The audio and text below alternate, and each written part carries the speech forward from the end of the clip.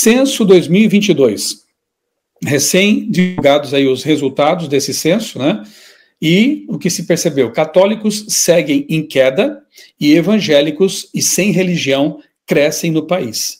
Aqui tem vários dados, para quem se interessa por isso, né? Tem aqui isso aqui eu extraí do site do IBGE mesmo, né? Tem todo aqui os percentuais e um resumo aqui num gráfico, para você ter uma ideia. Desde 1872, evidentemente que a pesquisa foi sendo refinada com o tempo, né? Até hoje, ou até 2022, que foram os últimos dados, você tem aqui, ó. Naquele tempo, né, 1872, 90, 1940, 1950, os católicos eram a imensa maioria no Brasil, né, quase 100% lá em 1872, apesar de que, segundo os dados, até os escravos eram catalogados como católicos, porque o senhor deles era católico, então todos eles eram colocados como católicos. Não era assim tão preciso, né? E isso vai caindo com o tempo, veja só.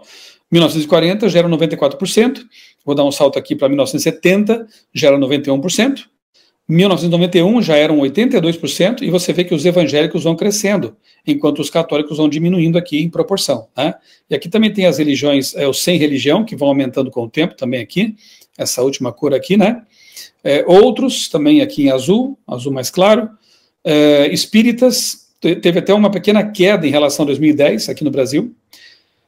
Enfim, então aqui você tem o dado de 2022 mais recente. Católicos já são 56,7%, enquanto os evangélicos, e aqui inclui várias igrejas, né, são 26,9%, outras 4,2%, espíritas 1,8%, caiu de 2,2% para 1,8%, e os sem religião aumentaram de 7,9% para 9,3% de 2010 a 2022.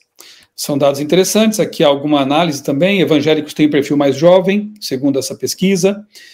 Aqui mostra, então, pessoas de 25 anos ou mais por grandes grupos de religião, tá? Segundo o nível de instrução. Então, você vê aqui que entre os católicos, né, aqui no gráfico a cor amarela, sem instrução e fundamental incompleto, tá? Então, entre os católicos, o número dos sem instrução, fundamental incompleto, é maior do que os que têm formação mais escolar ou acadêmica, né?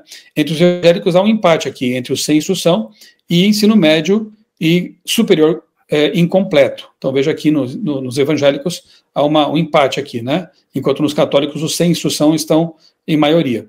E assim vai, né? Você pode analisar aqui todos os dados dessa pesquisa para ver também o grau de escolaridade de cada religião.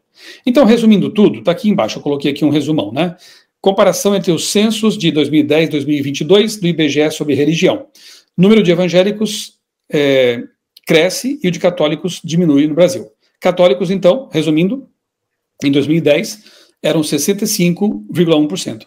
Em 2022 já são, ou diminuiu para 56,7%, uma queda de 8,4 pontos percentuais. 8,4, né, de queda. Evangélicos, que eram 21,6% em 2010, agora já são 26,9%. Houve um aumento, né, um crescimento de 5,2 pontos percentuais. Enquanto católicos crescem, os evangélicos, enquanto os católicos decrescem, diminuem, os evangélicos crescem. Aí, claro que isso aí causa preocupação, evidentemente, na liderança católica, né? E os sem religião, em 2010 eram 7,9%, em 2022, 9,3%. Então, houve um crescimento de 1,4 ponto percentual. Não quer dizer que sejam sem religião, sem fé, né, sem uma crença. São pessoas que não têm uma religião formal, não frequentam uma igreja institucional, mas muitas delas se declaram também pessoas que têm fé, né? E a gente sabe que a imensa maioria do Brasil hoje são pessoas que creem, né, em Deus, se juntar todos esses grupos aí. Os ateus hoje são um grupo muito pequeno, um percentual bem baixo mesmo, e eu creio que nem foram colocados aqui nesses dados aqui do IBGE.